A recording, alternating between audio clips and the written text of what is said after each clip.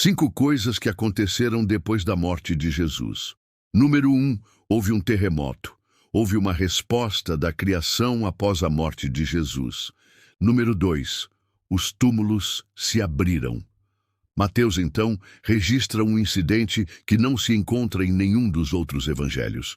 Os túmulos foram abertos e muitos corpos dos santos. O povo de Deus que havia adormecido na morte foi ressuscitado após sua ressurreição.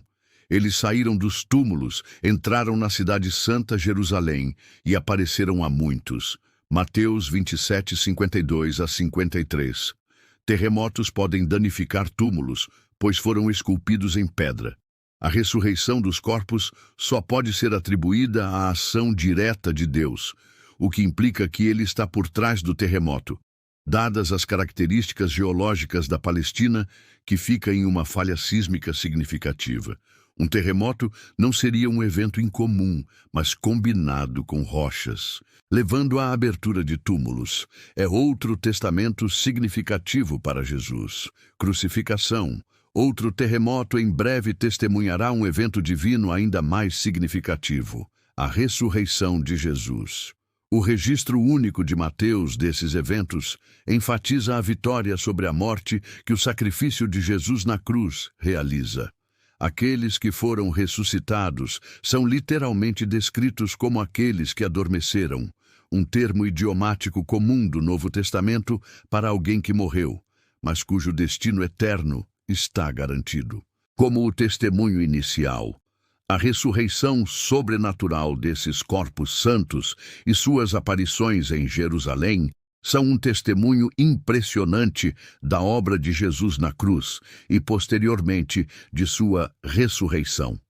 O termo povo santo provavelmente se refere a figuras piedosas do Antigo Testamento, heróis e mártires da história de Israel, selecionados para testemunhar milagrosamente esses eventos. Sua aparição às pessoas em Jerusalém é um testemunho da eficácia da obra de Jesus na cruz, antecipando a ressurreição daqueles que adormeceram em a morte, pois assim como a morte veio por um homem, a ressurreição dos mortos também vem por um homem. Pois assim como em Adão todos morrem, assim também em Cristo todos serão vivificados, mas cada um por sua ordem. Cristo é as primícias. Depois, os que são de Cristo na sua vinda ressuscitarão com corpos incorruptíveis e imortais. A ressurreição desses santos é um prelúdio para a ressurreição que todos os crentes podem esperar por meio da morte de Jesus. Um novo dia chegou. Um dia em que a morte foi derrotada pela morte. A ressurreição para a vida eterna se tornou possível. Mas observe que foi somente depois da ressurreição de Jesus que os ocupantes desses túmulos foram ressuscitados e entraram em Jerusalém, onde apareceram a muitos.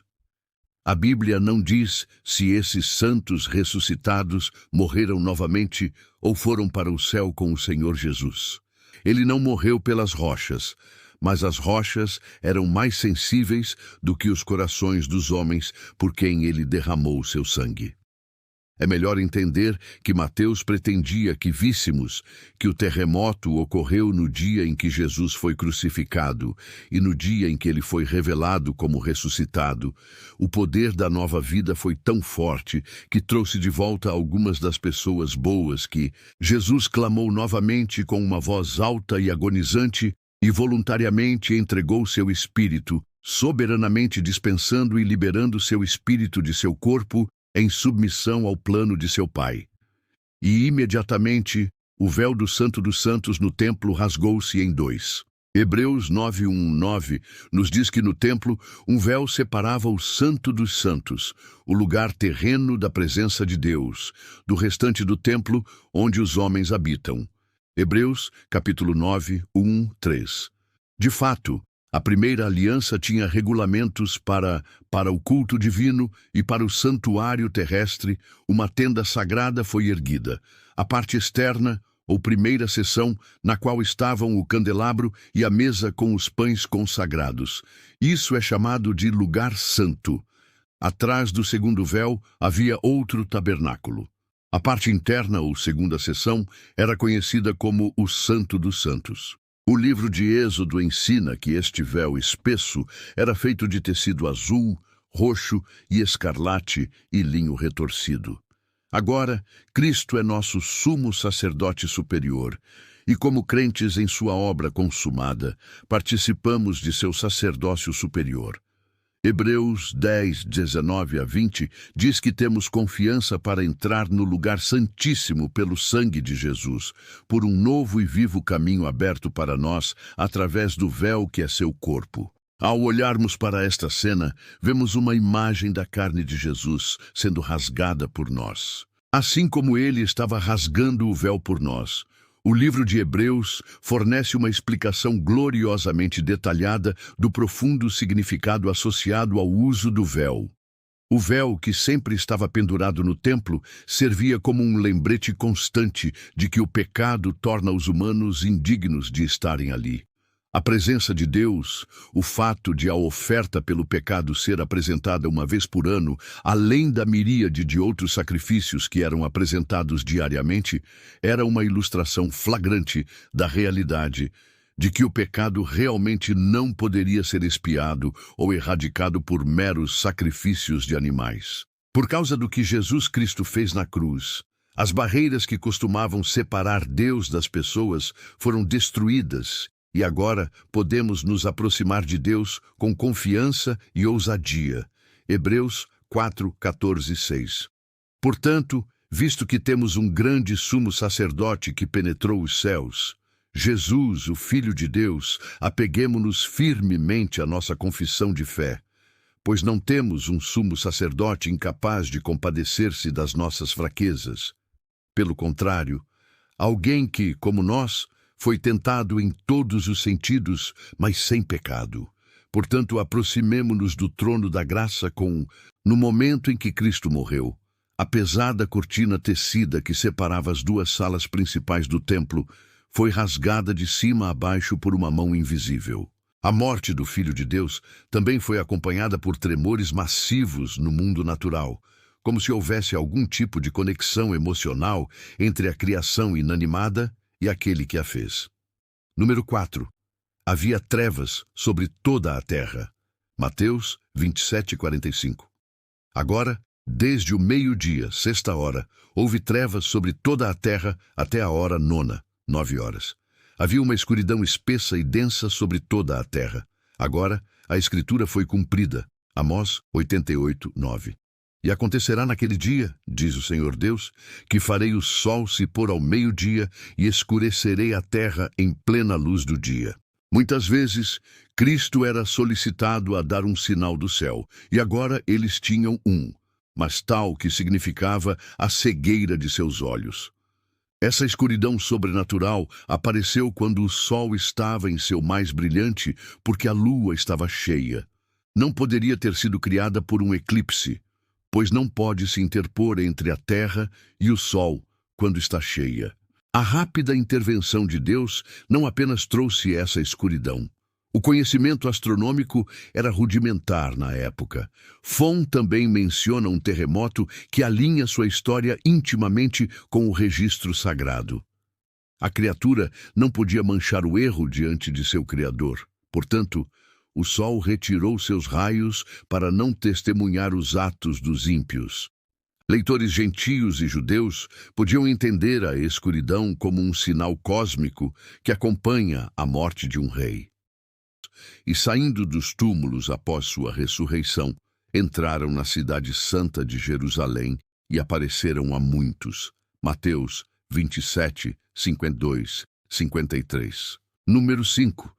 O soldado que supervisionava a execução percebeu que estava inocente agora. O centurião e os que com ele guardavam Jesus viram o terremoto e as coisas que estavam acontecendo, ficaram terrivelmente assustados e cheios de temor.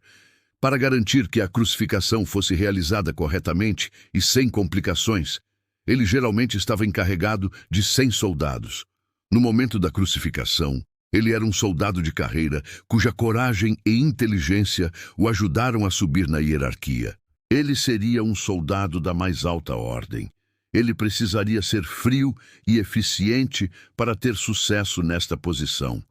Este homem tinha, para seguir as ordens de seus superiores, a cena da crucificação de Jesus foi tão notável que até mesmo um centurião romano endurecido reconheceu que este era o Filho de Deus. Essa constatação significava que Jesus era inocente do crime pelo qual estava na cruz. O centurião deve ter tido uma mistura de emoções. Ele acabara de perceber que havia supervisionado a crucificação de um homem inocente. Essas não eram as palavras sussurradas de um recruta assustado ou as palavras trêmulas de um recruta facilmente manipulável.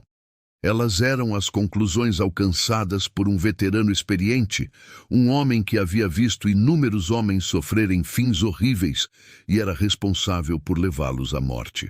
Este centurião estava bem ciente da forte condenação dos líderes religiosos judeus que colocaram Jesus na cruz por blasfêmia. Seu comandante-chefe, Pôncio Pilatos, havia mantido a condenação de Jesus por fazer essa afirmação, mas ele rejeita a condenação e declara a afirmação de Jesus. Por quê? Porque os argumentos a favor de Cristo eram esmagadores. Embora ele, sem dúvida, tivesse supervisionado muitas crucificações, esta execução foi diferente. O que ele viu em diferentes cenas dos eventos, do julgamento e crucificação de Jesus, combinados em uma declaração convincente, poderia ter sido a resposta de Jesus à injustiça que ele foi forçado a suportar nas mãos de seus próprios compatriotas por meio de prisões e julgamentos. Poderia ter sido a resposta de Jesus à tortura que sofreu nas mãos do centurião e seus homens. Pode-se pensar na dignidade com que Jesus respondeu à multidão que linchava e exigia seu sangue como uma ovelha silenciosa antes de seu abate. Eles gritaram de volta: "Crucifiquem-no!" Mas Pilatos pergunta: por que ele fez mal? Eles gritaram ainda mais: "Crucifiquem-no!" Então Pilatos, desejando satisfazer a multidão, libertou Barrabás e, depois de mandar chicotear Jesus, entregou-o aos seus soldados para ser crucificado. Sua resposta: Pai, perdoa-lhes, porque eles não sabem o que estão fazendo. Lucas 23, 34, 4 a 39. Pai, perdoa-lhes, porque eles não sabem o que estão fazendo. E eles lançaram sortes, dividindo suas vestes entre si, e o povo ficou observando. Deixe-o salvar a si mesmo, se ele é o Cristo, o Messias, o ungido de Deus, o escolhido. Os soldados também zombaram dele, chegando e oferecendo-lhe vinagre cru e dizendo sarcasticamente: se você é realmente o rei dos judeus, salve-se agora também. Havia uma inscrição acima dele: este é o rei dos judeus.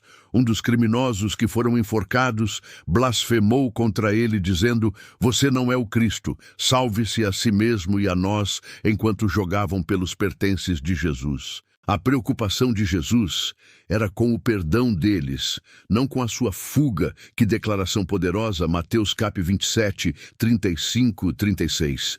E quando o crucificaram, eles dividiram suas vestes entre eles, lançando sortes. Então, sentados lá, eles começaram a vigiá-lo para se proteger de qualquer tentativa no resgate. Se tudo isso não o convenceu, ele viu algo mais, a resposta da criação claramente. O centurião ficou chocado ao testemunhar um evento tão dramático durante as horas finais de Cristo, especialmente porque ele nunca tinha visto nada parecido antes. Teve um impacto quase incomensurável sobre ele. O centurião viu, ouviu e sentiu todos os eventos da crucificação e morte de Cristo. Como resultado, ele e suas tropas ficaram muito assustados, mesmo que o centurião e seu grupo de soldados tivessem aprendido a lidar com o medo. Agora, eles estavam experimentando puro terror. É esta cruz poderosa e o amor demonstrado ali que move os corações, até mesmo o coração endurecido e cansado da batalha de um soldado de carreira, da morte à vida. Um velho ditado diz: o chão é sempre plano ao pé da cruz. Era assim no primeiro século. e ainda é hoje. O pé da cruz é onde todos pobres e ricos encontram terreno plano para se ajoelhar e abraçar o Cristo que morreu por eles. Verdadeiramente, este é o Filho de Deus. Ouvimos e acreditamos. A jornada não deve terminar aí. Devemos ter uma paixão para conhecê-lo mais profundamente. Que esse mesmo desejo queime em nossos corações para que possamos honestamente conhecer aquele que nos amou e se entregou por nós. Não se pode deixar de se perguntar como o encontro com Jesus afetou a vida dos soldados. Eles se tornaram cristãos. O comentário do púlpito relata a tradição de que o nome do centurião era Longinos e que ele se tornou um seguidor devoto de Jesus, pregou o evangelho e morreu como mártir. Esta é apenas uma tradição. Não sabemos se isso aconteceu, mas sabemos que a verdade tem uma maneira de se apegar ao coração de uma pessoa. A cruz de Jesus tem o poder de mudar o indivíduo. O centurião começou como um oficial romano, supervisionando uma crucificação, mas terminou o dia reconhecendo que Jesus era o Filho de Deus. Ele não apenas agradou seu Pai, mas nos ganhou como um prêmio, como substituto da humanidade. São testemunhos sobrenaturais, extraordinários, que confirmam a verdade do Evangelho e a realidade transformadora do amor de Cristo. Se este conteúdo foi valioso para você, peço que me apoie com sua inscrição para que você não perca nenhum de nossos próximos vídeos. Juntos, podemos iluminar mais mentes e expandir nosso entendimento. Obrigado por estar aqui e que Deus o abençoe.